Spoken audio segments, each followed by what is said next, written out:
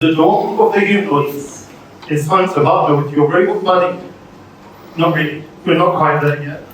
However, could this be the future? And how close are we to this really happening? Elon Musk, Tesla, Optimus humanoids are already in mass production and will be affordable to households. Could this mean no more arguments about who is putting the washing out or doing the dishes? Dark factories in China, where manufacturing and sorting is carried out 24/7 in the dark, as robots do not need the lights to work. I guess we've all had moments where we've had to carry our work with our eyes closed. Well, no, driverless taxis are being rolled out across the USA. Imagine when this reaches us in Australia. Imagine a perfect driver in Australia. Could there be such a thing? As insurance brokers, could our future be fully assisted by AI in every step of the process?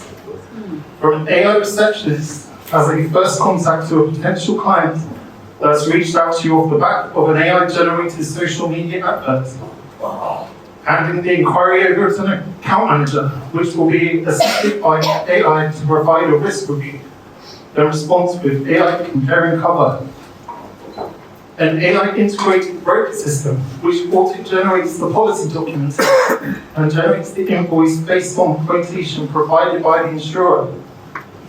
During the policy period, AI is frequently reaching out to the client and asking them if they are okay, giving them tips on risk management and cross-selling products on your behalf. The client phones the office one day to say they have had a fire on the property. An AI assistant guides them through the process of taking photos of damages and requesting documents from Ben, it's really, you're cutting in and out. Don't use Don't use the microphone. Sorry. It's really terrible at the back here. You can't. Sorry. No, like it's the Who is microphone. Tails holding it? No, it's the No, microphone. Don't- Sorry about that. Just ignore the microphone. Ignore the microphone.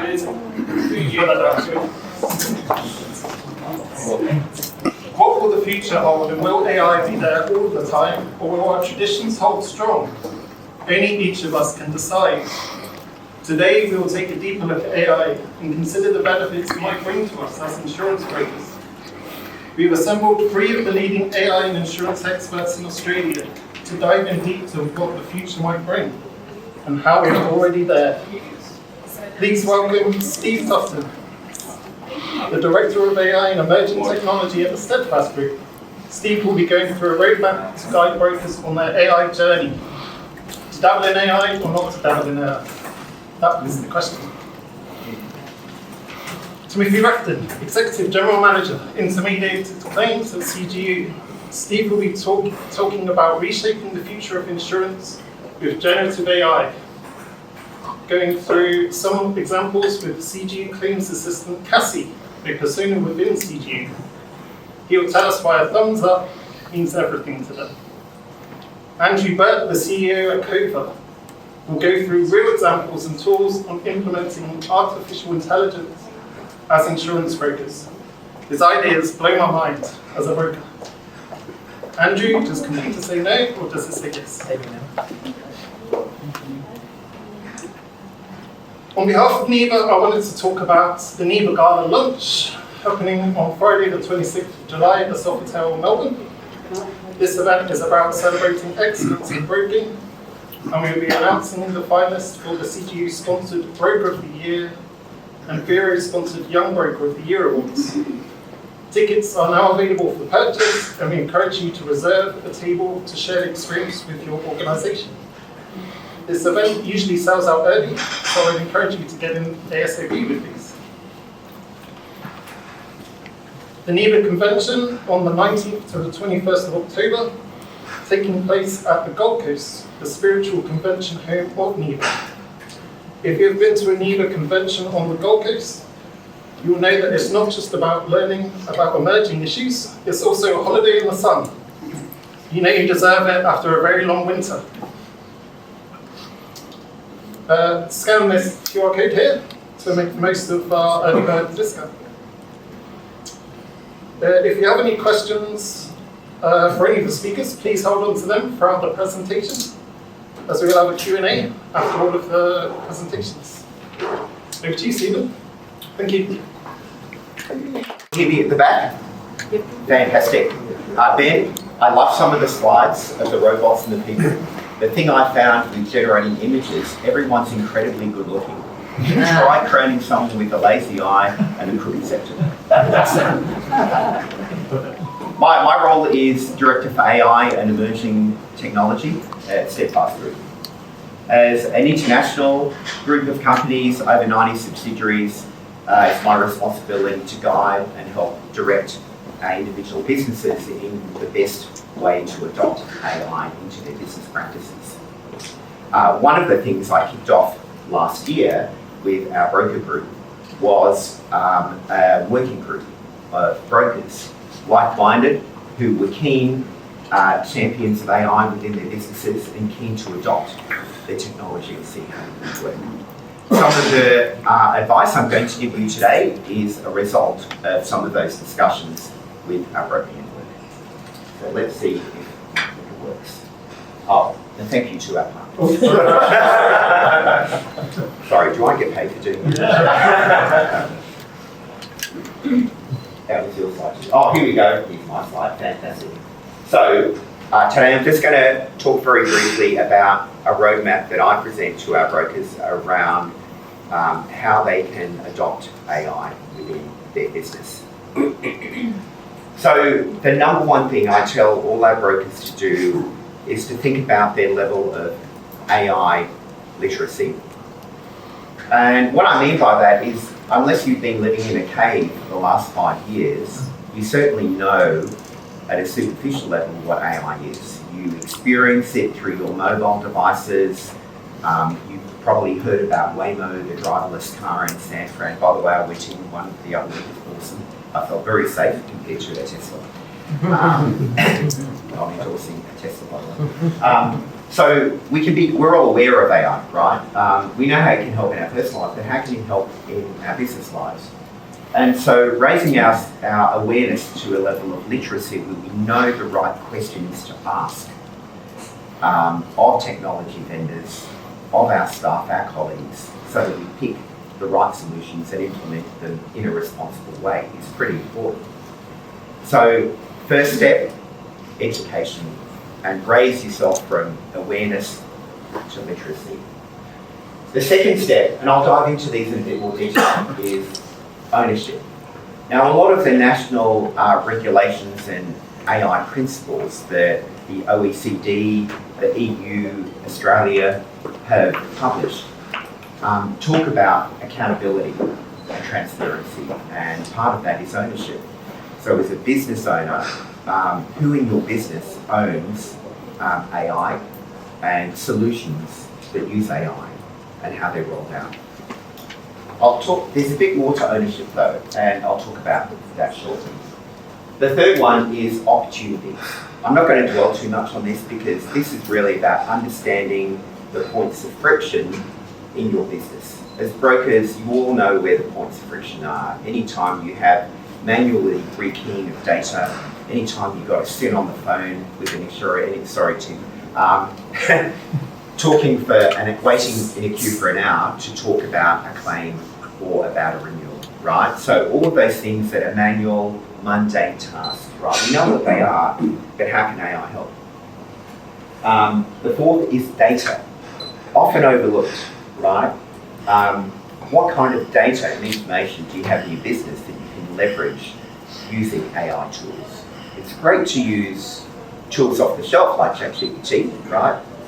But the utility is limited unless we start to harness it in conjunction with our own corporate data, whether it's client data, whether it's client notes, whether it's claims notes, whether it's documentation that's generated as part of the quote process, where that data is located, how easy it is to access, and more importantly, what does data quality look like for that information?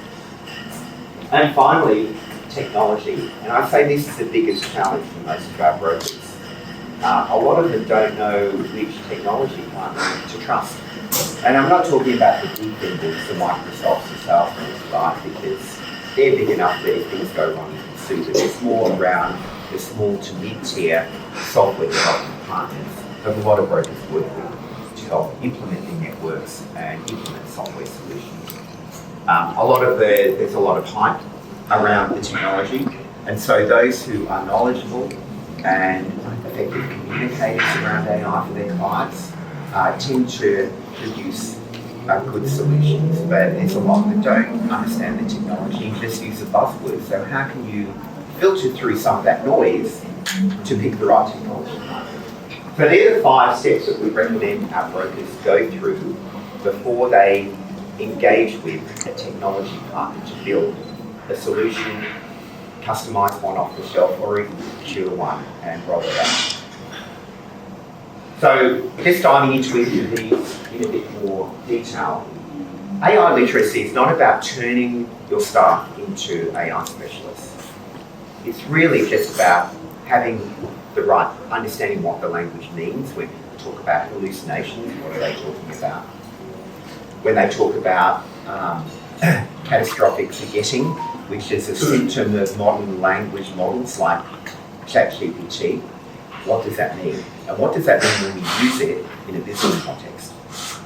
So understanding and elevating our knowledge around AI is pretty important. And there's a lot of resources available. So the National AI Centre, which was funded by the Department of Science and Technology, in conjunction with the CSIRO, developed an Introduction to AI course, which initially they made freely available and they handed over to TAFE. It's still free, but it's about elevating everyone across every industry with their knowledge around AI. So go and Google it.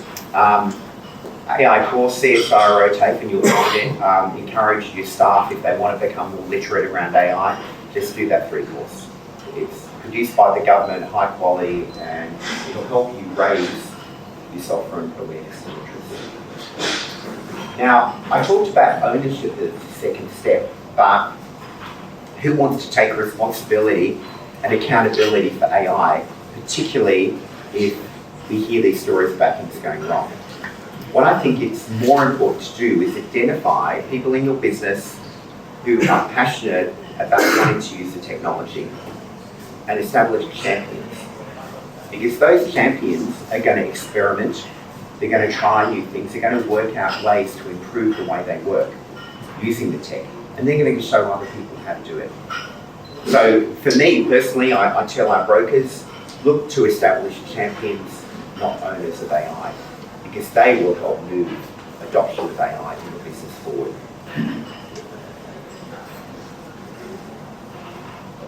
So who has passion in your business for AI? Who can bring people on the journey? So who are good communicators, who are collegial people in your business, who get along with everyone, and who will relish the opportunity. And it may not be a founder, it may not be a principal, it's probably going to be that person in the office who's complaining about how things take so long and why can't I use ChatGPT at work. So embrace that energy and enthusiasm and make them an internal champion. Now, I talked a bit about opportunities. So think about roadblocks to efficiency in your business. So some of the questions you might want to ask to identify those activities. Do you know which are the most repetitive tasks? Those of you who are older than like 40 will have heard of a thing called the time and motion study.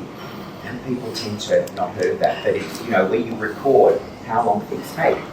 And so one of our medium-sized brokers did exactly that. They went through their most complex renewal process and they timed everything. And they worked out that it was really just one or two things that took the most time. And so then they focused their efforts on picking the tech that would help them speed up those activities. So it's important to do your background research, work out where the problem points are and when you can use AI to assist. Do you know which tasks take up the most time? And this one is quite interesting because I've talked to a lot of people about using AI as a sounding board. So not necessarily doing the task, but being a knowledge advisor. So I want to develop a strategy for my business.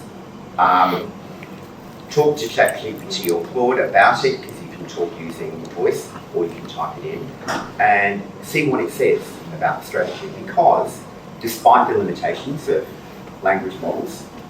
It's read the whole internet. I exaggerate, not the whole internet, but it's read enough to know all the variations of business plans, for example. So it can often give you good advice, things that you would never have come across. So use it as a sounding board for testing out ideas. Use it as a tool for research, exploring new topics that you want your business staff to learn about. So think differently about how you can use the technology, not just about doing your task, but being a knowledgeist. Now, I talked about data, how important data is, right? And so I just call this equal data house, because the biggest challenge for most businesses is not using that AI technology, but trusting the quality of their data. I can't tell you who it is, but it's one of the underwriting agencies I worked with. They had their booking runoff. And the reason is that there was free-form entry of address. Right? What could go wrong? Address wasn't validated. And so the insurer backed away, right? And so we were left with a booking runoff. And so the actuaries came to me and said, look, we sent it off to Affinity Consulting. They can only get the address quality up to 70%, not good enough for the insurer. So I worked closely with them and we managed to get up to 90%. And that was that was just address. That was a clear case of poor data quality impacting the viability of the business. But the flow-on effect for AI is if we were to use AI to do location-based intelligence and analytics on that data, it would have been pointless because the quality of the addresses was so low you couldn't get an accurate data on the addresses. So data quality is vitally important. You've got to sort of build it into your culture. Even not thinking about using it for AI is going to benefit from AI. AI is going to benefit from good quality data. So make data quality part of your business and then you'll derive benefits when you start to do advanced analytics on that data. So the last one's my favourite because the brokers, we've got 500 plus brokers in our network across ANZ and Singapore, and they're always complaining to me, this technology partner's really frustrating me. They're talking with buzzwords, but they don't understand what they're doing. And this is the hardest problem for a lot of them, picking the right partner. And so I ended up creating a 4-page list of questions in layman's terms so they can cut through the BS from some of these candidates and cut through the hype. And that was probably the most valuable thing I did. Like teach them how to fish. Give them the ability to ask the right questions that will direct them to the right, most reputable people. And just a couple of questions. Can they explain how your data is protected? If they can't do that, then why are you talking to them? Right? Is your data used to train them on for other customers? A lot of software solutions are multi-tenanted, meaning that multiple clients use the same application. How do they set up firewalls to protect your data being used by other clients, right? And with AI, it's particularly pernicious because if they're using your data to train models, then it may inadvertently result in IP leakage to a competitor. And finally, this is the one that I'm pushing in front of both our internal teams and all of our brokers and subsidiaries, is adopt the voluntary AI standards. So if you're working with a tech partner, encourage them to follow this, because this is a warning signal from the government to say legislation is coming that may constrain how you build and develop AI solutions. So they're my 5 steps. Hope that was useful for you. Feel free to ask me questions later, but I'd now like to hand over to Tim Rafton.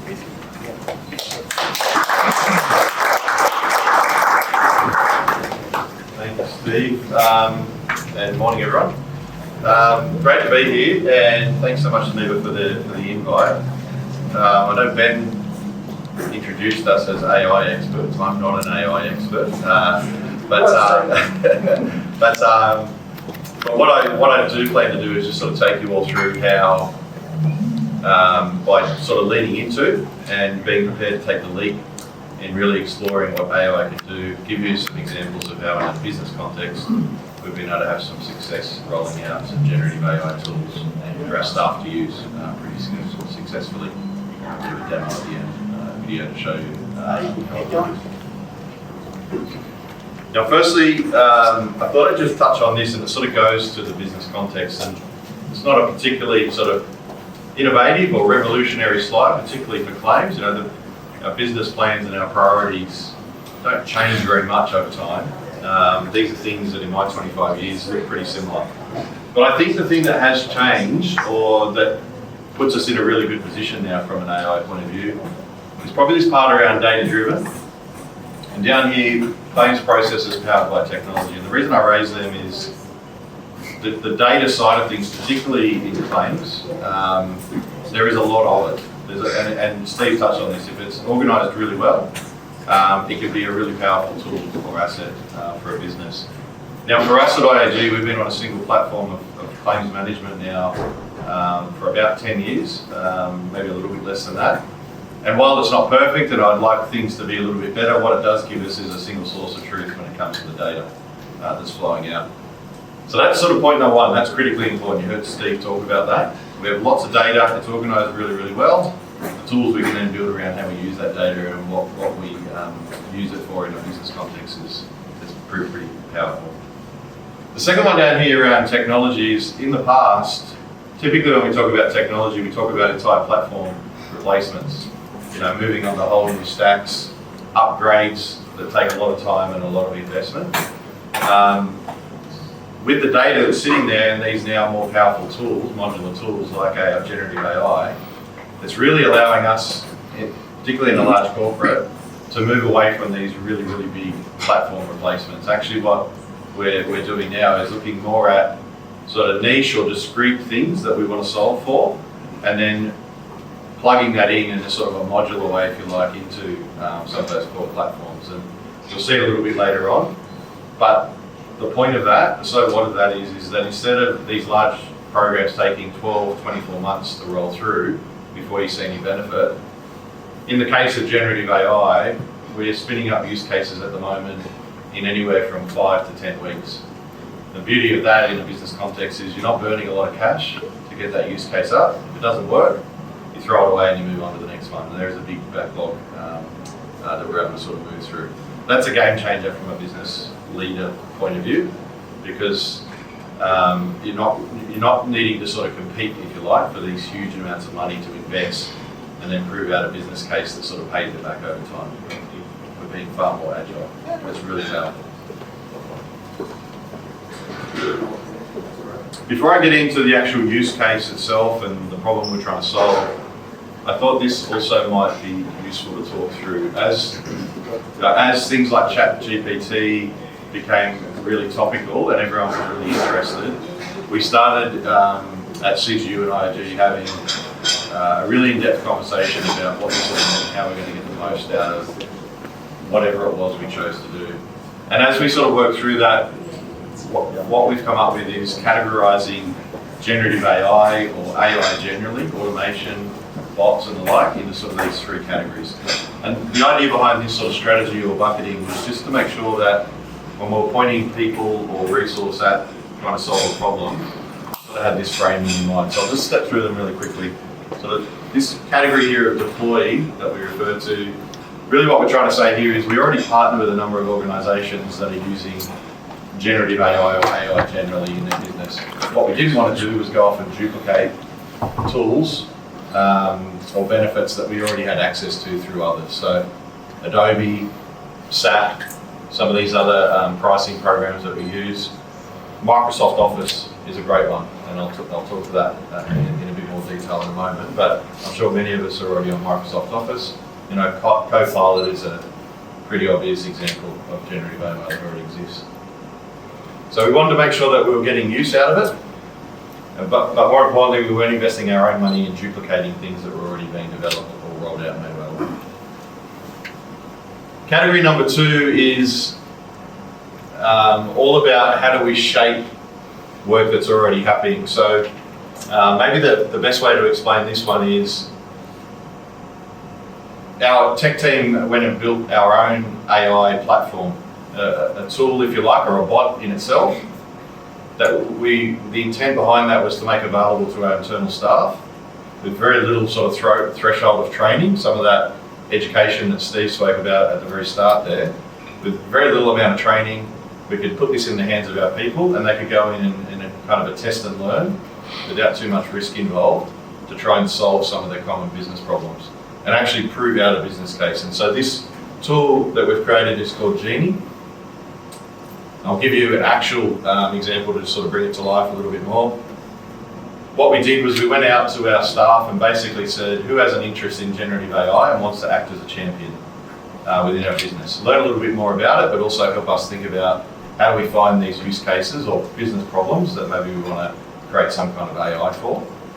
Now, the response we got from that was massive.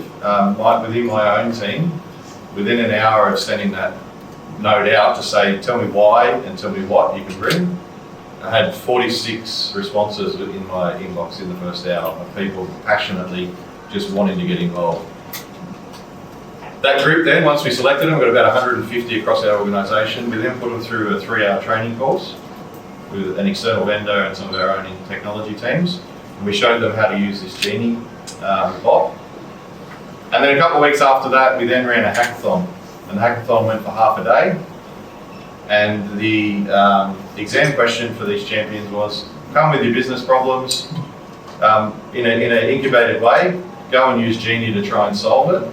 And then at the end of it, we'll have a look at what you've come up with. Now, out of that half-day hackathon, there was 55 new generative AI or bots created by these people.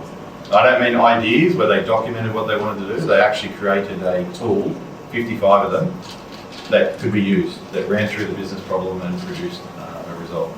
Now, in reality, not all 55 are going to be viable. Not all 55 will get used perpetually. But it gives you some idea of just how powerful it can be when you put it in the right hands and you're trying to solve the right problem. And those use cases were anything from helping organise data for pricing problems, right through to help me write a letter better that I send to a customer on a claims experience. So that's box number 2. How do we just solve everyday business problems in a really fast, agile, cheap way without too much risk to our business when it comes to data? The third one is about how do we, when we want to go and solve something or create our own IP, what does that look like? And we're sort of referring to that as we need to use experts for that.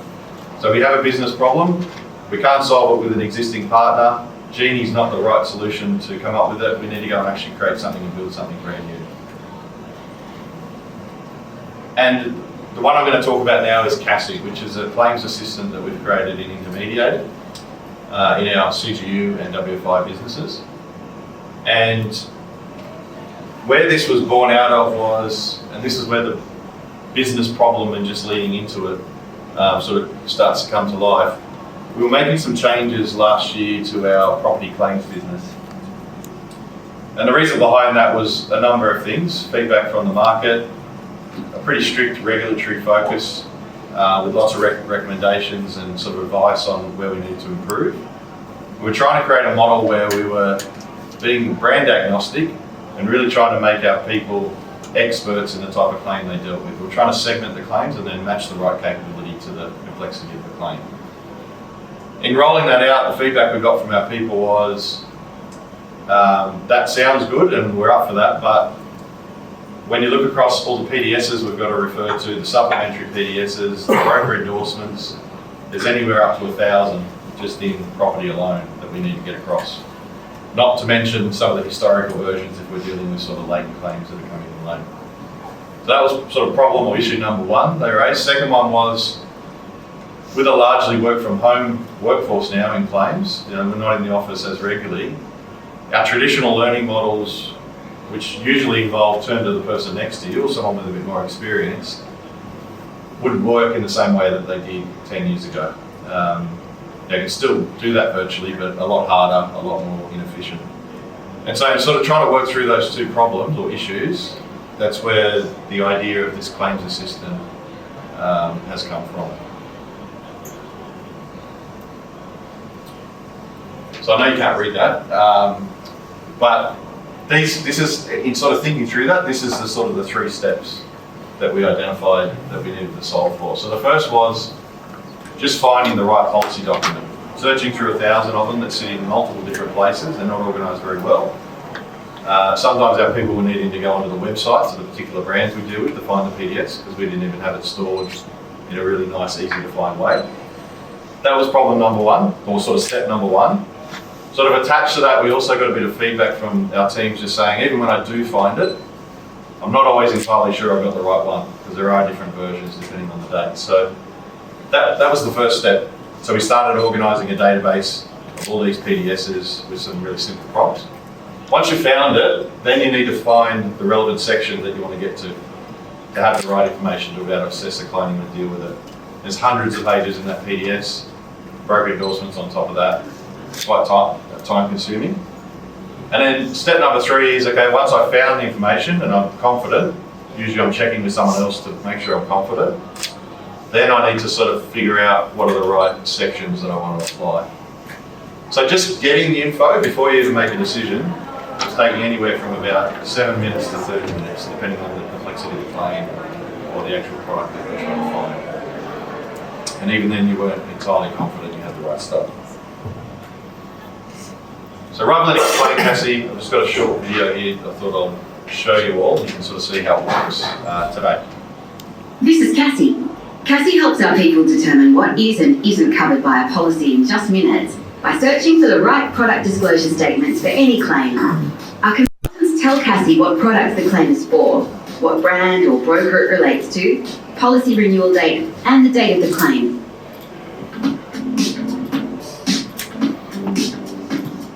Cassie then brings up all the relevant documents, which our people can open to read and manually review.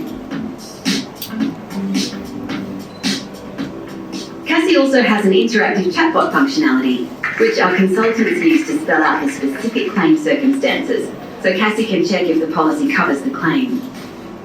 Cassie will outline what's covered, as well as page numbers and document links, so consultants can check the schedule and ensure they have the correct information. They can also ask follow-up questions, such as what exclusions or policy supplements apply. Cassie will guide them to the correct information in real time, while also prompting them to check our knowledge articles for more information, or check with a senior leader. Ultimately, the consultant makes the decision, but with Cassie assisting, they can make decisions more efficiently and confidently, knowing they're relying on accurate information. At the end of their query, our people can rate Cassie with a thumbs up or down, which helps us to continuously improve Cassie. Cassie makes the job of searching policy PDS documents quick and easy, giving our people more time to concentrate on what really matters, our customers and brokers.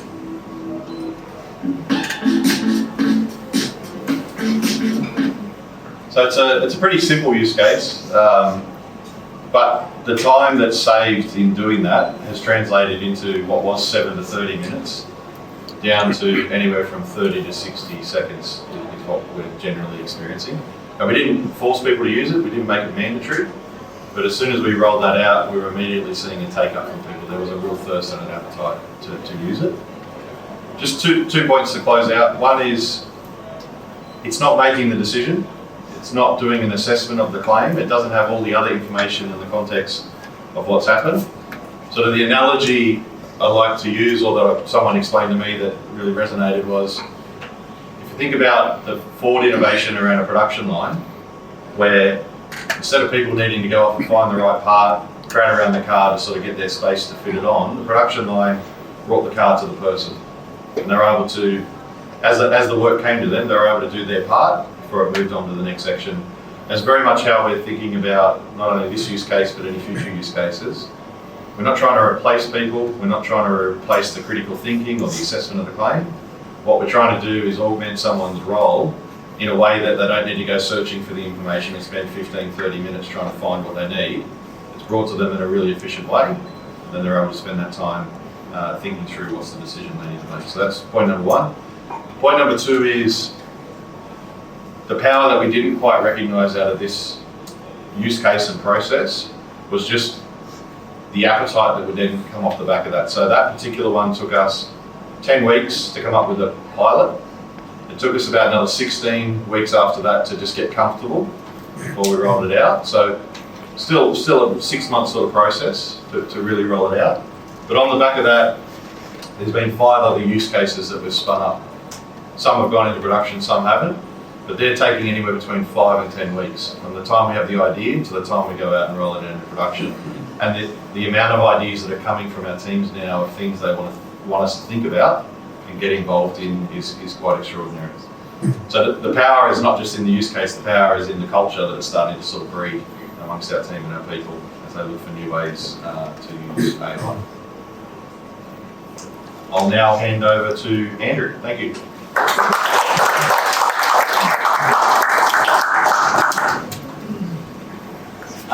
Thanks, Tim, and thanks to photo of me here looking, this is 5 years ago, this is before I started in insurance broking, so looking a bit more with it now. Yeah, but just a little bit of background about me. Before getting into insurance, spent most of my career as a technology entrepreneur or an investor. I've been involved in the startup scene in Australia for a long period of time. And I've built a number of companies, so most notably a company called LifeX, which was a company we started here in Melbourne in 2012. And it was a smart lighting company. If anyone's here into smart home and automation at all, you might have come across these products in JB Hi-Fi and Bunnings, but we're in 100 countries around the world, in Apple and Best Buy in the US, and I ended up selling that company to an Australian listed firm at the end of 2019, and then started to think about what I wanted to do next. And one of the things as we were building LifeX and other tech companies along the journey was that as a tech company, it's quite difficult to find insurance to relay what you're doing, to find markets. It's a fairly complex topic, and often as a startup, you don't have a lot of budget, and brokers necessarily don't see you as a big potential client. And so I had this idea at the back of my mind for a number of years that maybe someone could build a specialist broker for the tech sector. And it wasn't until meeting Matt Armand, who's my co-founder in the room, and many people know. Matt and I were family friends and then started talking about this idea of could we build an insurance broker that specialised in the tech sector. And there's certainly others now as well, but I guess we were one of the early ones. And it's been a great little business over the last 5 years. And we're an AR of CPM. And as we kind of got further and further into the journey, and ChatGPT took off and everyone started using ChatGPT, and I guess being technology people at heart, we loved it. We started using it internally and started thinking more about, could this be used by other ARs, other small brokers? And to Steven's point, exactly right about finding good vendors and finding people and finding people within the community, not just that are there to sell a tech solution, but people that will be there at the events and you can have a beer with them and be part of that community. It's always really important to us. So that's what we're building now at Cova. We're early days, but I'll give you a bit of a preview of where we are today. But before I kind of launch into it, I actually think it's a really exciting time to be a broker. We hear the news about the changes in the industry and the erosion of margins and the complexities, and we're busy. But I think the technology is now getting to a point where it can really play a co-pilot role. It can help us with the mundane tasks. It can really do some fascinating things. So yeah, I think it's reinvigorated us internally, and I think a lot of brokers I speak to are having a similar moment. If we go back a step too, I like kind of thinking about contextually where we're at the moment.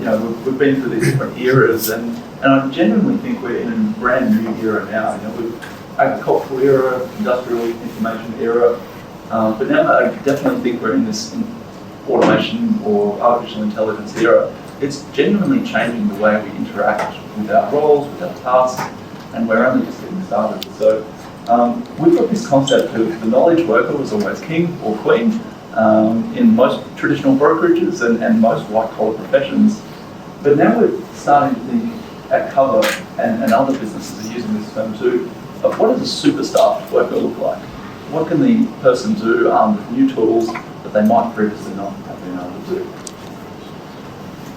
And if we think about this a little more too, this is the IQ is not the, apologies Steve, it's not the best representation of the intelligence that AI can provide, but it's just a heuristic that we can use to think about. These are the models, they're climbing up the IQ curve. And this O1 here, O1 Pro, is OpenAI's latest model. It's $200 US a month to access this, so it's prohibitively expensive, but they reckon IQ is somewhat 120 kind of level, and as we move along and the technology improves, are we going to move further and further along this IQ curve, which is daunting on the one hand, but also I think very exciting if we can harness it. And it's not just the IQ curve, it's the innate abilities of the AI to do certain things. So this is on the graph here, this is the time-based period of things like language understanding, reading comprehension, speech recognition, all these things that were always human traits that computers couldn't do. Now we're entering a territory in recent years where the computers are doing them at superhuman levels. They're better at reading comprehension than us, they're better at image recognition and handwriting recognition and all kinds of things that they're superpowers, effectively, that these things are. Certainly not smarter than us than everything, but they do have their narrow fields of behaviour.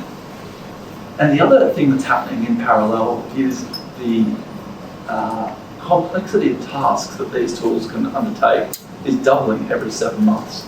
So you can think, for example, if you use ChatGPT now, you might be asking it some questions, you might be getting some guidance. But a big thing that's really taken up now is report writing. So I did a commerce degree many years ago here at Monash, and we used to sit up all night and write these assignments. So actually, I wasn't the best student, so the good students started them weeks before. But I was sitting up at 3 AM, finishing off these assignments, filling in your references, and it was hours and hours and hours of work. And now the GPTs can do unbelievable reports that are far better, MBA level reports in 10 to 15 minutes. One called Deep Research is incredible if anyone's tested that out. And this is doubling this capacity to do this every 7 months. So having said all that, there's lots of talk and people say, oh gee, are we going to have roles in the future? And I think, as we all know in the room, knowledge workers aren't going away. The collaboration, people skills, creativity, the credentials that we have as brokers, the duty of care that we've got to our clients, the emotional labour, we care about their outcomes, we call them, we know their world, we use judgment and discernment, we build the relationships. These are all key things that we know as brokers that are super important. But I think when people talk about AI coming in and taking people's jobs, people forget how important this bundle of activities are that we do on a daily basis. And I don't see the technology getting into any of these fields. I think we've got jobs for a long period of time, which I think is reassuring if people worry too much. But I think the great augmentation is underway.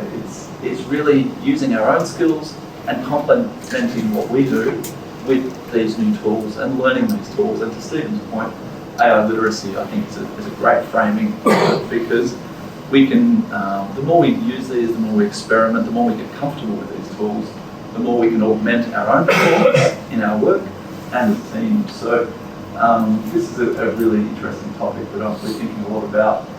And so we started to call this internally super staffing, combine what people are good at with these new and emerging capabilities. This is this concept that we're really excited about with Cova. And I think the important caveat is too, we're still early.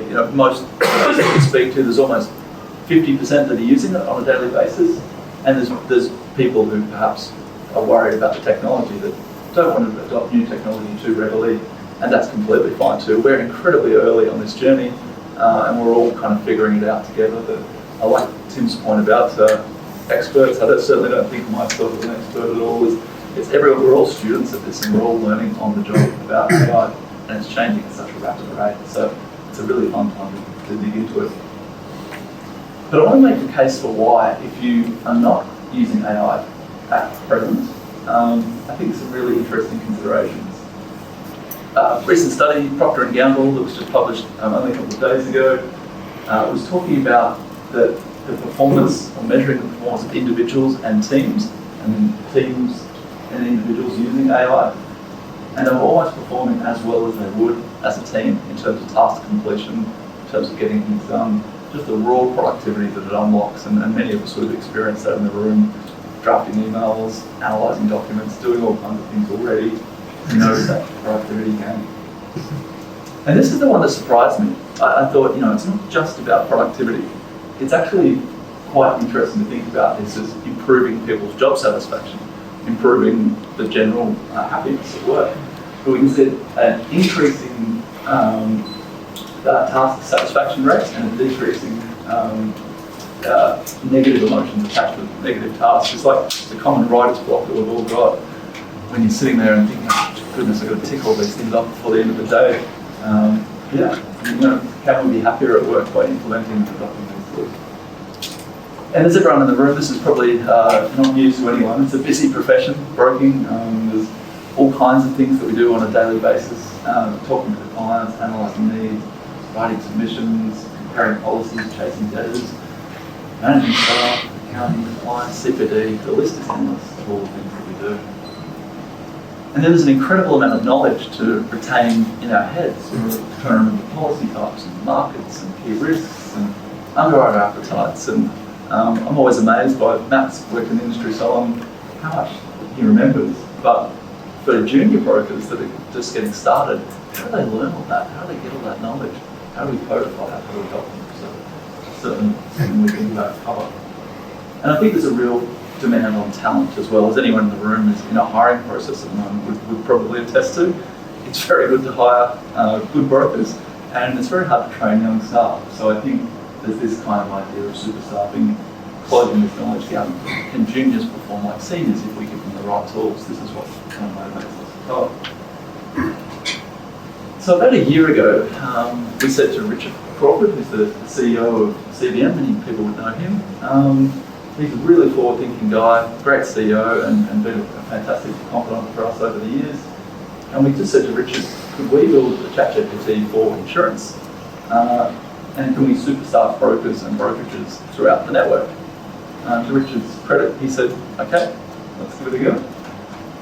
And now there's over 300 brokers, or I should say 300 users, using the platform that we've developed throughout CBM. So individual ARs from as simple as one person up to companies with 30 or 40 staff that are using these tools internally that we've built. So what does Cova do? So this will look pretty familiar to people that have used ChatGPT or Claude. We're not winning any prizes on our design here, but it's a fairly familiar interface where you can chat to an assistant, but in our case, that's been custom trained with an insurance knowledge base. So you can analyse risks, you can find markets, you can draft emails with relevant content, draft submissions, and much more. That knows training guides and all kinds of things. So you can think of it as this specialised knowledge base. And at the moment we've just built it for CBM, but in future it's very easy to replicate this in other organisations. And we also have a policy comparison tool. If you've ever got to that point where you've got multiple policy documents and you're doing Control F through a bunch of different documents, or looking for the basis to compare 5 different cyber policies for the one particular client, this is a really fast and easy way to do that. So you can upload the policies, you can compare them, you can query them, you can ask them further questions. We like to do this example where we put multiple marine policies in and say the client likes jet skiing, water skiing, and which policy suits them best, and it will pick them out. So it's really kind of one of those tools that you can use to really fast track your understanding of a particular document and dive into it. And we've also got a voice assistant. We've only just started this recently, it's not in market yet, but the ability to talk to ChatGPT like right, but that knows about insurance. So we kind of think about this as a little co-pilot or a buddy to help you think through certain things. So I won't demo our full product suite, but I will try and demo on the big screen the broker's assistant, and if I can't work there, I'll try my phone. So just thinking, I'll jump out.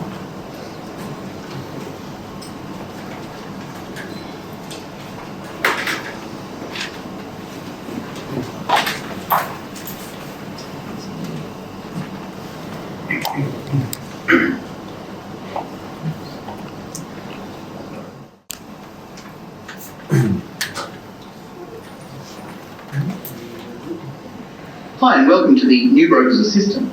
I'm a personal assistant designed for Australian insurance that can help you find markets, think through client risks, learn more about any insurance topic you like, and much more. Think of me as your co-pilot that can help you just like you help your clients. How can I help today?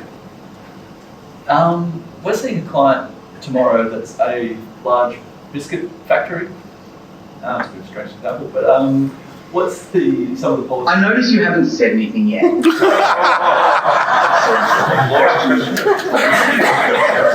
Whether you want to learn about specific. Law applied demo. So we're presenting, we've lost microphone permission, but we'll do it on the phone just quickly. Sorry, this might not be too loud for people at the back. We'll do one more go. Hi, and welcome to the New Brokers Assistant. Can you guys hear that at the back? Yeah, cool. I so you can interrupt it too. So we've seen a client who's a large biscuit manufacturer. What policies should we recommend them when we see them?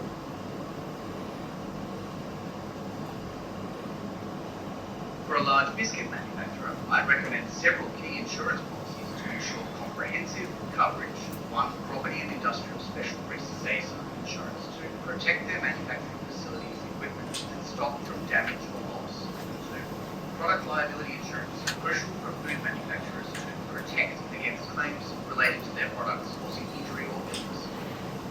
Three, business interruption coverage to protect against loss of income if production needs to stop due to an insured event. Or equipment breakdown coverage, essential for protecting international manufacturing machinery. Five, product contamination, product recall insurance. Okay, I don't understand much about product recall insurance. Can you teach me a little bit about it?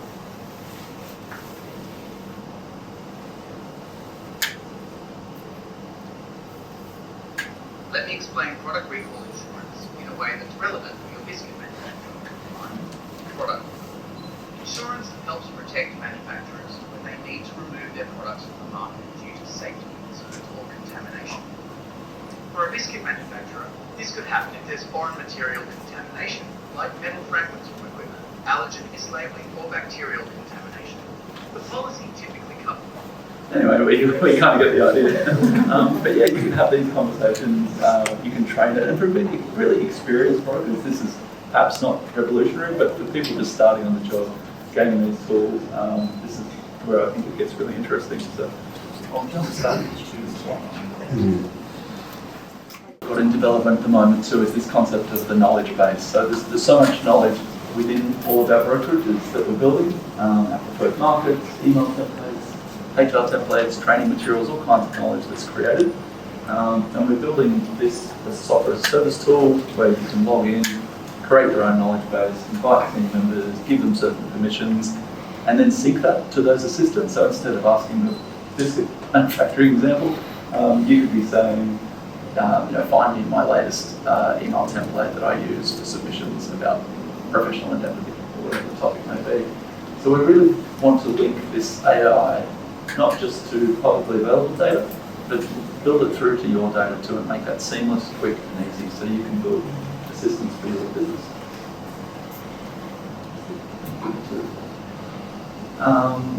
And the real benefit of all of this, in our opinion, is this idea of giving us back more time in our day, superstaffing our existing teams, doing more with the same amount of resources.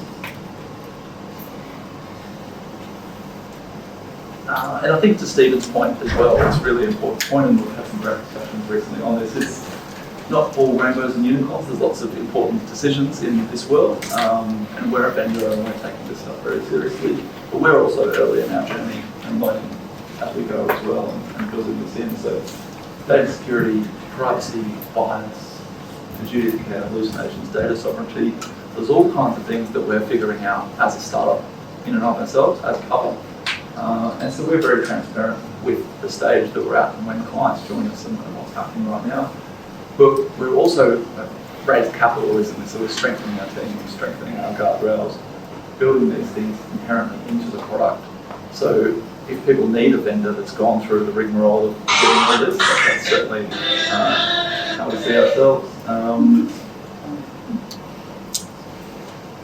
I think too, when we're just talking more generally too, not just about Cova, but with AI in general, if we haven't used it, it's this idea of challenging ourselves to use AI even in a really small way. Even when people say, I'm not very technical and I don't see myself as a technical person. The beauty of AI is conversational driven, is kind of sort of that assistant, just chatting to it and really realising that we've got this intelligence on tap that we can all access, and it's not as daunting as previous generations of technology. It's one of the ones with the easiest on ramp I've seen. Giving yourself time to experiment. We're all busy, we're all running around, we're running businesses. We've got so much on our plates, but I think clearing up a little bit of time to go, okay, what are the tools, what are the things I want to test, what do I want to play with, giving yourself a little bit of freedom to do that. It's not time wasting, it's not procrastinating, at least that's what you can tell the boss.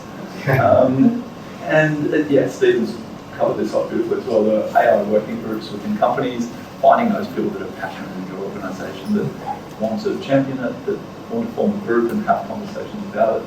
Friends, colleagues, different industries, how they're using it. It's this collective learning that I think is really interesting at the moment that we're all going through. And the last point is, just wanted to reiterate that the brokers, we're certainly here to stay. We all have really important roles to do. But if we can learn to harness these tools, can we be happier and more productive by embracing tools like Cova and many more in the market? That's it.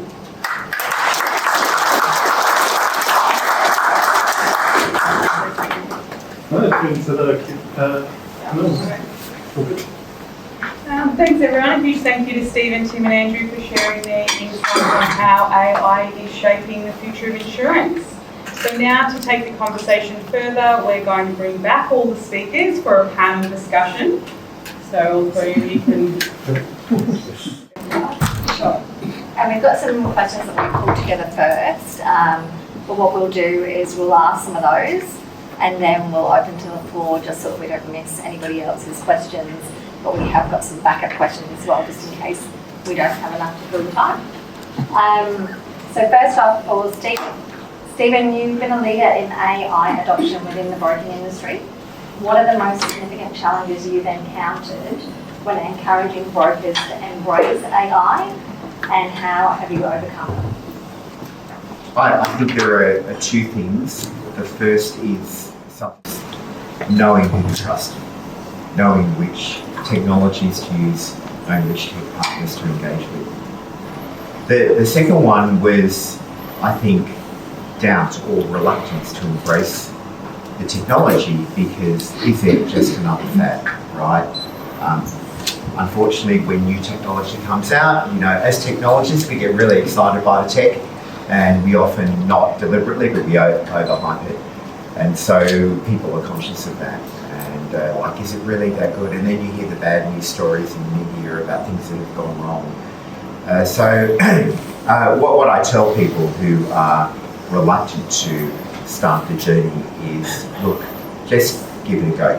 Talk to those people in your business who are passionate about the tech, talk about how they feel about it, and just try it out. And if it doesn't work for you, if it doesn't resonate, and if it's not going to help you, right, then that's fine.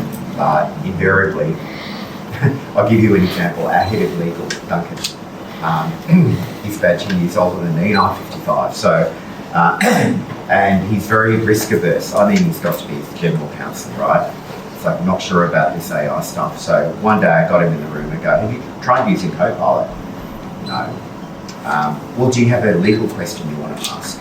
Oh, yes. So then he rattled off so there was this case in 1968. And okay, Duncan, slow down. Let's simplify the question.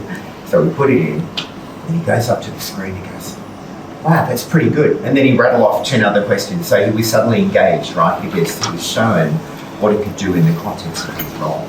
So I think that's what we've got to do. We've got to bring people through here. And so that's, I think, one challenge. And I think the other is, who do you trust? Who can you use to deliver something that's valuable for your business? Tim, I've got a question for you. CGU Cassie tool has become a game changer in claims management. How do you ensure that the AI-driven assessments remain accurate, and how do you handle edge cases where AI might struggle? Yeah, it's as I said in the talk. Importantly, it's not making the assessment on the claim. It's bringing the information forward. But I think the second part of your question is more around its sort of accuracy, and it's there's no doubt that it doesn't always bring back exactly either what the person is looking for or thought they should get. We do that thumbs up, thumbs down, and we QA that. people tell us it's right about 85 to 90% of the time. When you sort of dig into the 10 to 15% of the time where the person didn't feel like it did what it needed to, there's a few things that sort of emerge. So this is sort of partly answering the question. We're making sure that we're continuing to learn and get this feedback as we go through, but it can be anything from the way the question was asked. It could be that the person has always done something a different way and didn't believe what Cassie is necessarily telling us. But the way we sort of try and stay on top of it is just to continue to sort of build information in there, keep people sort of educated on how to use it. I think just the final point here is, you know, the case I showed you there is quite a discrete use case, but we continue to build it out. So we've now linked it in with our knowledge articles, so our processes and our business rules. So people can not only ask it what the policy covers, but what should I do next? You know, what's the obvious sort of process to go here? And as we build it out further and further and it becomes sort of adapted or integrated into other bits of information, I think that QA part will become even more and more important for us. I think just the final thing I would say is, although the AI is not going to always be right, neither are the people that are doing the job before the AI. And probably what I get more insight into now is when is it wrong? Whereas before, you typically find that out after something has already happened. Question for Andrew. Cova's integrated technology tools have been designed to reduce administrative burdens for brokers. Could you share any other examples than what you have already where this has either had a significant impact on efficiency, or I'm going to stretch that out a little bit further, like client retention or generating new business for a broker? Definitely, no, great question. Because we've got so many brokers using it in diverse and interesting ways at the moment, there's some really good stories, I think, when we follow up with them and see how they're using it. But some of the ones that stand out from recent conversations, there's a great broker in the Adelaide Hills region, KWI, and just speaking to them over the conference at Steadfast about how they're using it. And they've got a team of nearly 20 people across various lines of business, and using it in all kinds of different ways, from drafting submissions really quickly to underwriters, to speeding up things like data recovery. They can write these letters of demand more quickly that they're using, and really helping their younger brokers think through some complex risks. So they deal with vineyards that have cellar doors, and then what are all the risks around that, and how they relate to those types of clients. So there's certainly one. And then some of the smaller ones are, people who perhaps aren't that technical, that are slow two-finger typers, that just like the speed of the email as being instantaneous. And the policy analysis piece keeps coming up as something that people enjoy getting benefit from, being able to quickly review that documentation and speed it up and gain half an hour back or an hour back in some cases. So fascinating time. And at the network level for CBN too, it's, they're providing additional services to their ARs, and they don't necessarily need more support staff to answer some of those rudimentary questions. So I think the network piece is really interesting as well, but pretty early days, diving into that too much more. Steven, another one for you. You led an AI working group. Can you share some of the best practices or collaborative approaches you've seen across the industry that have been effective in AI implementation? Look, it was interesting. When I started the working group, we had 33 broker businesses say, we want to be involved. And initially it was presenting to them about topics that I thought might be interested. But what really worked well was we had one session, we had breakout rooms. So we had about 20 brokers on this meeting, and just put them into breakout rooms, and the feedback at the end of that was like, wow, we so enjoyed talking to other brokers about our problems. And so I've just continued that, right? So that collaboration, that helps foster new ideas and foster innovative ideas in the participants. I think that's really powerful, right? And it's something we tend to not do as much as we should. And organisations like NEVA are a great example of why collaboration works across our industry. So talk to your peers, they may be a competitor, but you don't have to talk about commercially sensitive stuff, and ask them what worked for them, right? And often they'll have found ways to use AI that you hadn't even considered. So just that knowledge sharing is going to help everyone move forward as part of this industry. I think that's probably the most valuable lesson I've taken out of this working with. Question for Tim. I'm going to go rogue here and put my own question. Which I think people will be interested in. One of the things that, skills gaps, shortages, have new people coming through the claims team all the time. We always argue as brokers that in policy wordings there's an element of grey that can benefit customers. So how do you make sure that the people, you can do the policy comparison, you can get the advice from AI around what's covered, but how do people know, like contextually, that that's accurate or there's no room for movement in that? That's the application of it, yeah. So I actually think it would be more consistent. Like the example I would use is if I'm not sure on something now without AI, and I go to Andrew and say, what would you do? And then I go to Steven and say, what would you do? I'm probably going to get two different examples. I think having it in a more systemised way means that if we're going to be wrong more often and we'll know quickly and we can fix it. But more importantly, people are going to get the same information sort of in the same way. I think what you're getting to is the decision making itself, and we've been really clear with people. It even says it in the prompt there where you ask the question, you still need to make the decision. Please make sure you take into account other information that might be relevant. If you're still not sure, refer to your manager. So there's a cultural bit there around the decision making. But maybe I could just use a really simple example of what I mean by system approach. When we were going through the pilot, we put through a real life claim example, very obscure. It was a green tree frog that was on a solar panel. Stella's laughing because I think she's heard this one. And it melted onto the solar panel and the solar panel needed to be replaced. And the question that got asked of 10 people in our business was, is it covered or not? Now we got, I think it was 6 different answers from the 10 people about what they would do and how they would approach it. When we went into the AI to ask it, he didn't know what a green tree frog was. Because the policy talks about pets and vermin and domestic animals, but it doesn't talk about green tree frog. So the first step for us was to teach it how to interpret a green tree frog in the context of an insurance contract. But the second part was, now whenever anyone goes in there and asks what do they do with this green tree frog example, they're going to get back information that's consistently delivered sort of in the same way. So I think I'm not answering your question about how do you apply that grey matter, but the answer for me is more in the culture that we're creating within the business to allow people to still think laterally. It's the information that's coming to them to allow them to then make a decision that's more informed in a more efficient way. It's not referring the decision to the AI itself. I suppose it's more than how do you train people when they come in? Like, has that significantly changed because of the AI that's now available? The way we train people's changed anyway, because there is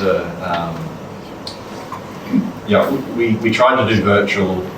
We've mandated that it has to be in classroom because we think P2P learning is still important. I think it's not so much how they learn, it's probably just how they get the information and the confidence they have in the information more than anything else. Yeah. And just quickly, covered or not covered? Depends on the policy. It was I'll reassure all the brokers, it was a white label retail client. It wasn't covered in that one. But of course, all the products we have with brokers are worded very differently. I'm not going to go rogue. I'm going to do as I'm told and answer the questions I've asked. So this one's for you, Andrew. How do you envision AI changing the client-broker relationship, especially when it comes to personalised service and advice? Yeah, definitely. I guess the speed that you can respond is certainly one thing that immediately comes to mind. It's when you presented these complex risks and complex cases, it's quite overwhelming in the early days, and to think through, okay, you've got it at the back of your mind, a tick list of all these things, and you're going to provide advice. I think it's a bit of a thinking partner, to your point, Stephen, around being able to do that quite quickly and get an understanding of the client. It enables you to provide almost quicker, faster turnaround service and possibly a deeper understanding of their business as well. Matt's got this great example that he talks about, because we're in the technology space, We got to a quantum measurement business, which is something we do every day. Being able to quickly use the product to understand what exactly they're doing, what their technology is, and you reflected that back to the client and you said, I know nothing about quantum for an insurance broker. So to Matt's credit, he's using the technology to quickly form that and improve that relationship with the client. So speed, understanding, contextualizing. I think it's probably some of the things that jump out. Over time, there's really providing that risk piece as well. So the deeper we understand the client's businesses, the more we can offer advice on risk, the more we can have different ways to solve those problems at the back of our mind. So hard as an insurance broker, you can't be an expert on every single industry under the sun, but you can certainly use tools to help you gain a deeper understanding and help that client. Question for Steven again. So we talked a little bit about AI and how that will change the landscape of brokers, but that there is room for both. What do you think a broker's role will look like in 5 to 10 years? Like, what do you think they'll be doing that potentially they're not doing today? Oh yes, it's always fraught with peril predicting the future, isn't it? But hey, I'm going to put it out there, 10 years time, I think all of us will have at least one digital assistant helping us with at least some level of admin tasks in our day-to-day at a minimum. For example, go through my calendar and cut out all of those annoying meetings with Jim that my EA is organised for me, right? Because it knows contextually my email trail, it's read through all the emails and it knows Jim's a bit of a pedant and I don't really like him. So those sort of things that waste time, that are annoying to do, going through your email. I mean, Microsoft's great because in Outlook now it's got focused and unfocused if you use Outlook, right? And all of the stuff you should be ignoring is unfocused. Sometimes it misses stuff, right? But even the stuff that is in my focus box, it's like, why am I reading this? Why am I wasting my time? So I think it'll become better and better at that kind of task, right? So those sort of assistants where you don't even need to trigger it, you don't even need to press a button to make it do it. It's autonomous. And this is where we're heading. It's called agentic AI. It's about fully autonomous. Within guardrails, right? Agents that will go and have delegated authority to go and do a task on your behalf. That's the direction all of these major vendors are going in. Google have agent space. Microsoft will power apps, plus Copilot are building out that capability to build agents by citizen developers being business users, not just technologists. Claude Anthropic is focused on it. A lot of the big tech companies in the AI space are focused on agentic. 25, 26 year of agentic. So people throw the term agentic at you. Yes, it's a buzzword, but what's sitting behind that is the idea that eventually we'll have digital assistant workers to superpower us, as David said, super staffing. Wouldn't it be great if I can clone myself 3 times? How many people have wanted cloning technology so you can go and do that fishing or go to the golf course, right? I think that's the future for everyone, even if you're not a broker. Every industry is going to have that. So probably just an extension of that, and for all of you, like underwriter versus broker, anybody within the industry, do you think that in 10 years' time, someone could come straight into the industry, no experience, and be a broker from day one because of the tools that will be available to them to help them do their job effectively? I'll go out on a limb and say I think your speed to competence would be faster. I don't know that you could just come in and just rely on the tools entirely, but I do think with the right sort of cultural fit and sort of passion for the industry, the speed to competence could be a lot more efficient than you think. I think it depends the channel you're working through and the demographic, right?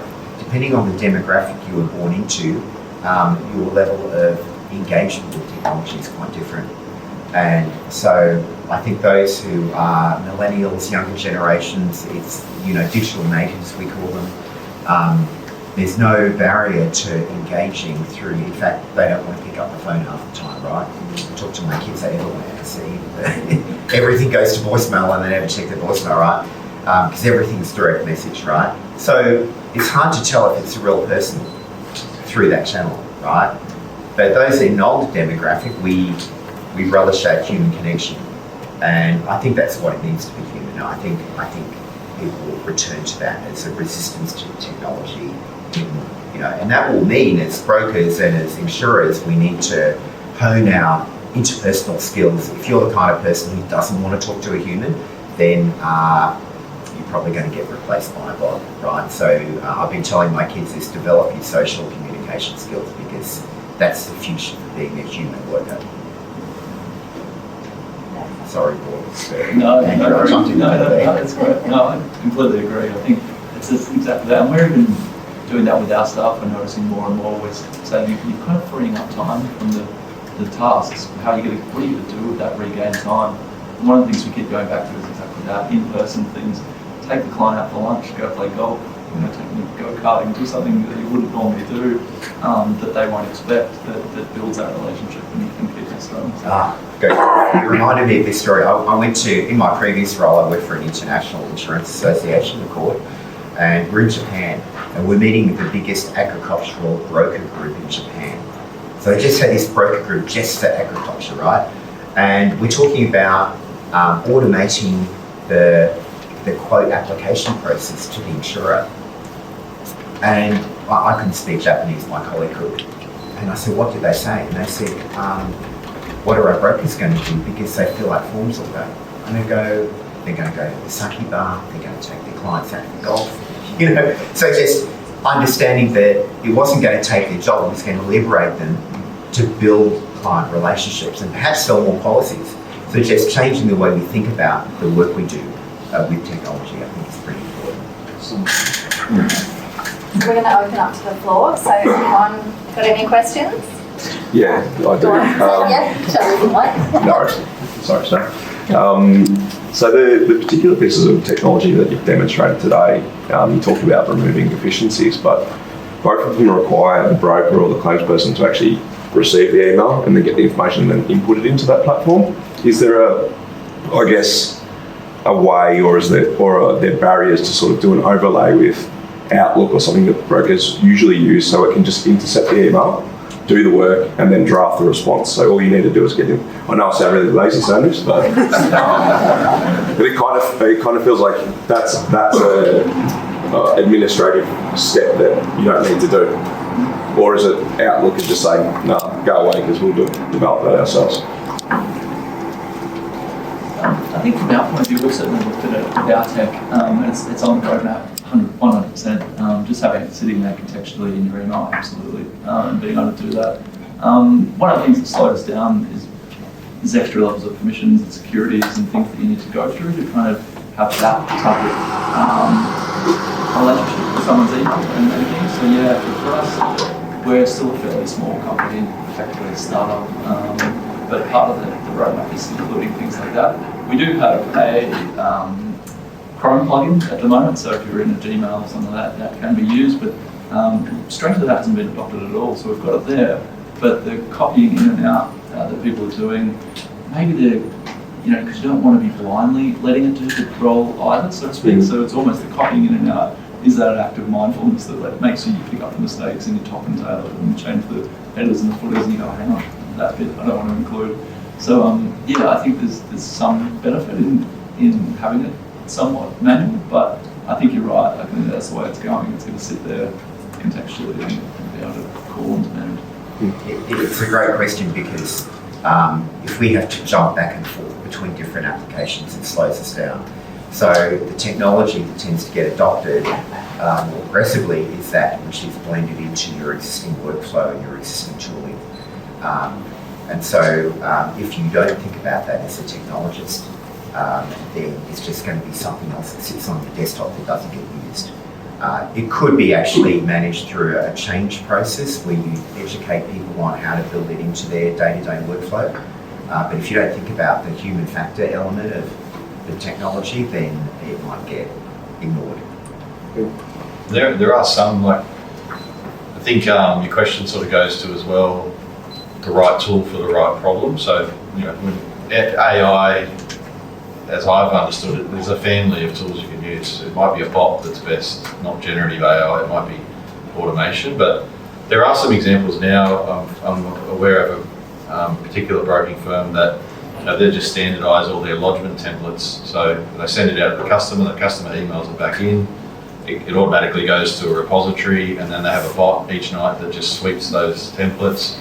We've created a profile in our digital platform for them, so that bot then just goes in and lodges all the claims through our digital portal and generates claim numbers. So it's definitely possible. I think it's just the use case, and then where do you deploy automation versus generative AI to look at sort of unstructured data and solve some problem for you. This is where Google and Microsoft are smart. Because they've already got office productivity tools, they've baked AI into them. So I use Copilot 365. So when I open up my email, at the top of every email thread is summarize the thread. So if you've had a long conversation over 20 emails with people who forget to reply instead of reply all, and you can just summarize everything in one go in 30 seconds or less. When I run a Teams meeting, I always ask permission to record, and then I always generate a transcript. And then afterwards, I just get Copilot to go, can you pull up the action points? Can you write the notes for me? Brilliant, saves me so much time. I think if you buy the premium Copilot 2, it'll not only summarise it, it'll tell you every document or email that you've shared with that individual over the last whatever period of time too. Yeah. So there's stuff out there. So I don't even need to think about going to it, it's already there in the interface. Cool. Thank you. Sorry. From an industry perspective, I'm a little bit curious as to how we continue to meet the pressure of the regulators. So the regulators talk to us about professionalism, being trusted advisors, not giving general advice, but moving to personal advice. So there's a couple of things there on the AI side that I love the way it can automate everything, but I'm a little bit concerned that if we're going to start plugging in what do I need for a business or biscuit manufacturer, and we get back the 6 classes of business, what we're not getting is where are you importing from, where are you exporting to, what's your supply chain, what are your key suppliers. So we might be bringing a generation through of brokers that are going to do things quickly, but won't actually be asking the right questions to give the proper personal advice that that specific client needs, as opposed to that industry solution. So how do we balance out continuing to elevate ourselves as professionals, as trusted advisors, and educating the next generation of brokers to come through, which we're already seeing. Anyone in this room will know how difficult it is to find the next lot of grads to bring through. Yeah, and this is why none of you are going to be out of a job anytime soon because of AI, because it's that subject matter expertise baked into your lived experience of being brokers that is so important. What these assistants do, and it's important to think of them as wingman, co-pilot, assistant, right? Not as replacement for what you do. It just makes your job faster, but it doesn't replace it. And so yeah, that question around how do we ensure ongoing compliance, we'll still need to be trained up and certified and tier 2 and all of that to be brokers and to be trusted brokers. But if these tools mean we can onboard a junior broker faster, fantastic, right? And if it makes it exciting for them to get into broking, even better. And I think that's the $1 million question. In the claims context, same, like the regulatory overlay now is just great. I've never seen so much admin that you need to provide now to just demonstrate that you're meeting regulatory obligations. So I think, Stella, in the answer, there's something about, are we losing people from our industry because of the amount of admin? They're really intelligent people and they want to do meaningful work, but they're getting caught up in the admin. And so I think the answer's somewhere in how do we use it to remove the admin so that you can use their brain power to do the stuff, the meaningful stuff that we need to do. So. Okay, can I ask how many people in the room have read all 7 volumes of the Corporations Act? Right, exactly. Right. So why would you? But isn't it great to have a knowledge assistant to answer those questions? I've actually built one and I'm piloting it with Seal, our compliance company, to just help them because they haven't read all 7 volumes either. I don't think anyone except your general counsel would have read them, right? Maybe. But what a great tool to find the right information, go to the right section, answer a question. May not be you may have to still go to a lawyer to verify it, but it gets you through that knowledge acquisition, that answering process faster, right?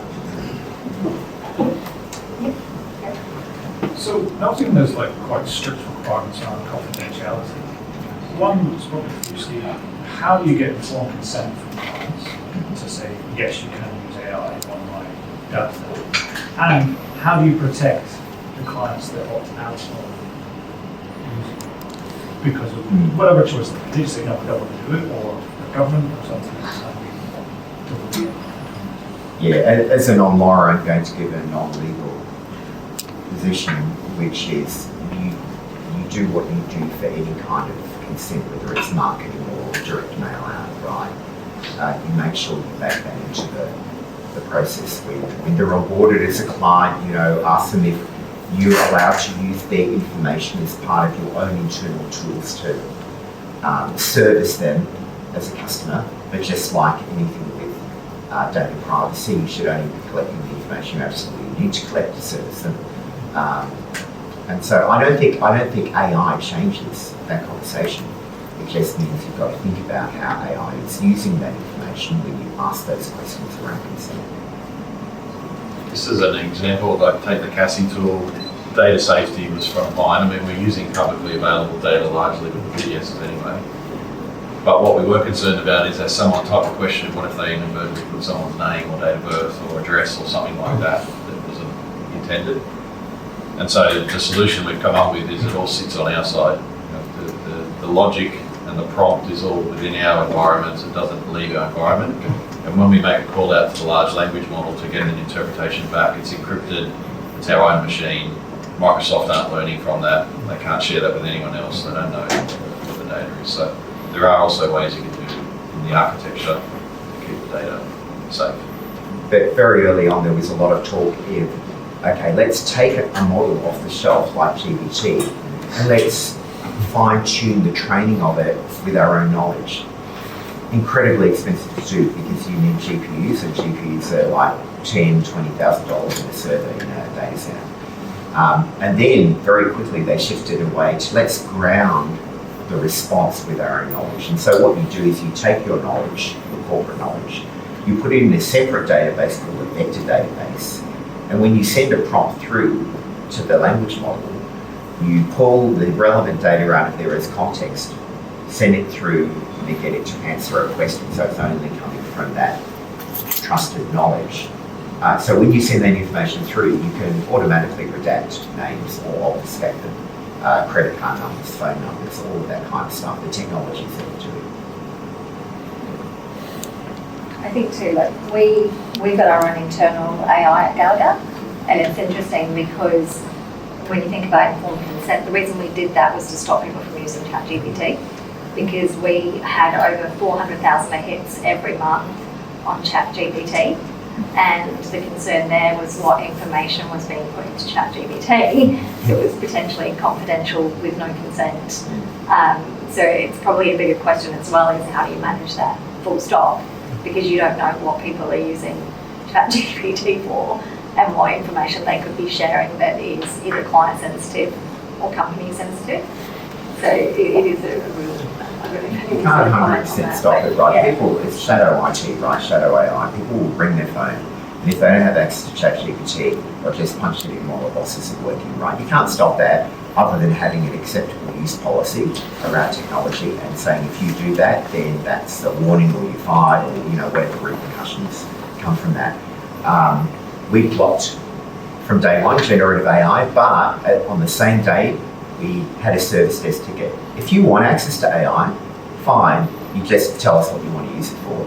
And out of that, now I found out what people want to use it for, right? Because otherwise they're just going to go away and use it, right? So I've given them an alternative co-pilot. I've also given them an avenue to request it, but they've got to tell me what the use case is. And out of that, we train people to go to the right technology that is an AI system. And the alternative piece is a really good point too, because if you just blanket ban it and say you're not allowed to use it, genie's out of the bottle, tune's out of the toothpaste, whatever euphemism you want to use, the junior staff are going to use it in that shadow IT type environment. So PwC's got an interesting example where they effectively built their own private in-house version that they said, You can put client data in this one because it's locally hosted and meets all our stringent security requirements. And you can use ChatGPT for non-identified client information and data. So their acceptable use policy was more like use ours for really sensitive stuff, and it's okay to use it for non-sensitive stuff. So I think trying to say don't use it and banning it is fraught with danger, because you've got young staff that are accustomed to these tools and they might be reliant on them almost in many respects. So it's a fine line, that balancing those two. A lot of the main commercial products have AI starting to bake into them. We use a product called Snowflake, which is not the only one, but it's for creating a data lake, and you can run queries on it, right? And so one of the actuaries said, I need to use generative AI for coding. It's like, hold on, you're an actuary, what are you developing software? And then I worked out what he meant by coding. He just wanted to get it to tell him how to write better SQL. And I said, actually, the system you use every day, you see that button in the bottom corner? If you click on that, it opens like a chain interface. It will tell you how to write good SQL. Okay. No one showed me how to do that.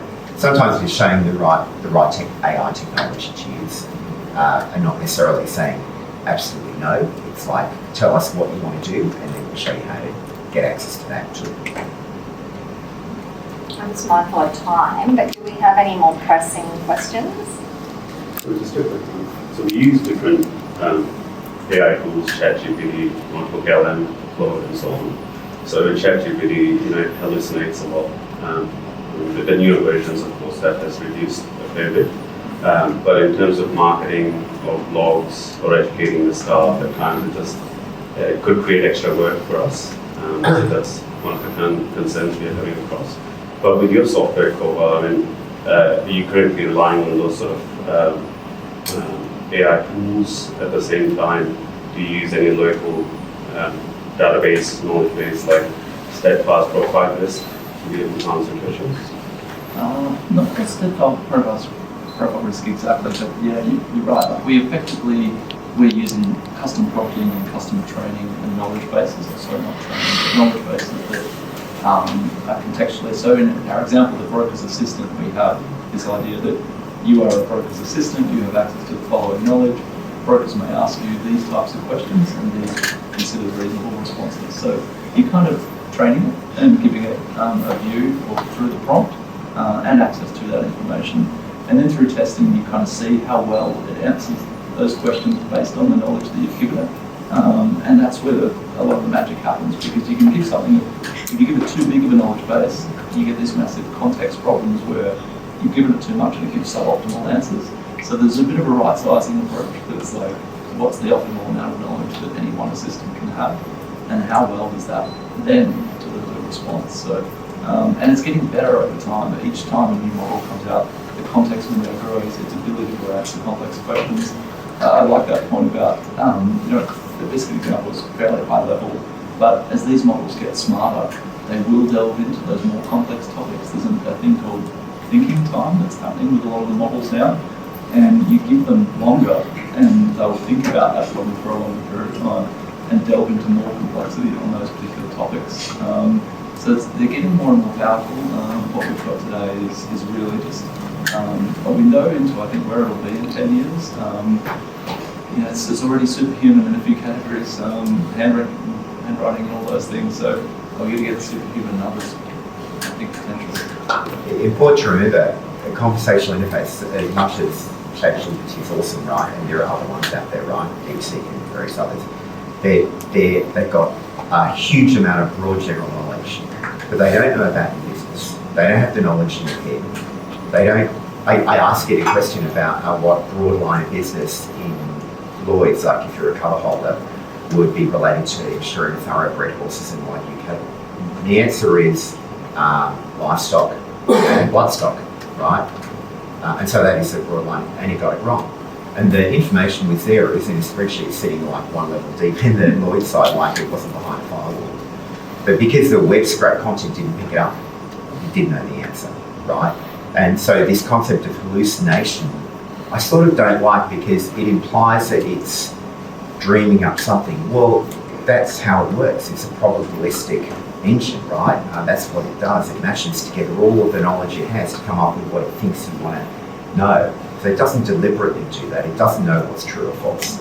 And the only way we can guarantee what it's going to produce, much like they've done with Cova and the Cassie, is to ground it in trusted information. And so using just ChatGPT day to day for your work, probably not a good idea. You want to use a custom tool that's focused on a particular role, like marketing, generating images for marketing, right, that are copyright indemnified and has trustworthy results. Thank you very much. Just conscious of time here, we will wrap up today's event. So I would like to once again thank all three of you for coming along and speaking and sharing your expertise with us today. I also would like to thank our event partners, John's Lynn Group and Marsh, for their generous support for today. But most importantly, I want to thank everyone here that has made the effort to come and be part of today's discussion. We hope you are leaving with some valuable insights and can take something away to apply to your own roles. Before we do finish up, I just want to remind everyone of a couple of NEBA events that are coming up. So we do have our big gala lunches on the 18th of July where we do award our Young Broker and Broker of the Year. So highly encourage everyone to get involved and see if your organisation will get a table. It's a fun day out for all. And then of course we've got our NEBA convention coming up in October 19th to 21st, which is in the Gold Coast at the Royal Pines Resort this year. So this year's theme is Shaping Change. It's a call to action for our broking community to embrace innovation, be adaptable and stay ahead of the curve. So definitely one to try and get involved with. But that is all we had today. So thanks all for joining us and we look forward to seeing you at our next event.